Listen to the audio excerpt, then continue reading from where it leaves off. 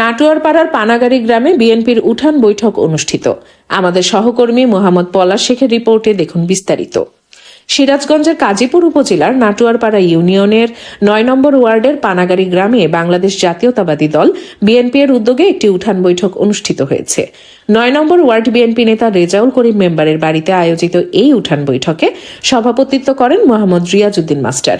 এছাড়াও আনোয়ার হোসেন ও রেজাউল করিম মেম্বারের নেতৃত্বে এবং ছাত্রনেতা জুয়েল শেখ ও যুবদল নেতা ডাক্তার আব্দুল বারিকের পরিচালনায় অনুষ্ঠানটি অনুষ্ঠিত হয়। সোমবার ১৯ জানুয়ারি রাতে অনুষ্ঠিত এই উঠান বৈঠকে বিএনপি ও অঙ্গ সহযোগী সংগঠনের নেতাকর্মীদের পাশাপাশি এলাকার সাধারণ মানুষের স্বতঃস্ফূর্ত অংশগ্রহণে পরিবেশ ছিল প্রাণবন্ত ও উৎসাহব্যঞ্জক। বৈঠকে বক্তব্য রাখতে গিয়ে রেজাউল করিম মেম্বার বলেন, কাজীপুরে গত ৫৪ বছরের রাজনৈতিক ইতিহাস পরিবর্তন করতে হলে নির্যাতিত জননেতা মোহাম্মদ সেলিম রেজাকে বিজয়ী করতে হবে।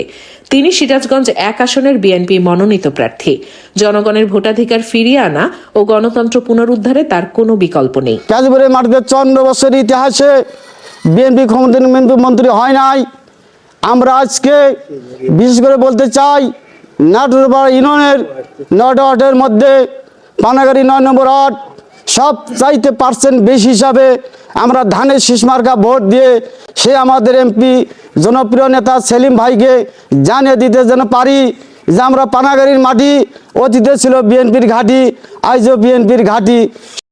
অনুষ্ঠানে সভাপতি রিয়াজ মাস্টার বলেন, বিএনপি জনগণের দল।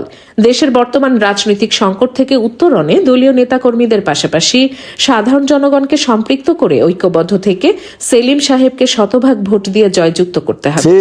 আমরা একটা কথাই বলতে পারি যে আমাদের বংশ কেন পুরা পানাগাড়ি যেন আমাদের ৯ নম্বর ব্লকে যে ভোটগুলোছে এই ভোটগুলা যেন অন্য কোনো প্রতীকে যেন না যায়, বিশেষ করে এই ধানের শীষকে জয়যুক্ত করে আমরা যেন একটাই কথাই বলতে পারি, আমাদের প্রিয় নেতা এখন যিনি আসছেন সেলিম ভাই, এনাকে যেন বলতে পারি।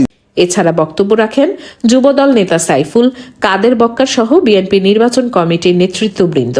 এ সময় উপস্থিত বিএনপি ও অঙ্গ সহযোগী সংগঠনের নেতাকর্মী এবং সাধারণ জনগণ এলাকার বিভিন্ন সমস্যা, প্রত্যাশা ও চলমান রাজনৈতিক পরিস্থিতি নিয়ে খোলামেলা মতামত তুলে ধরেন।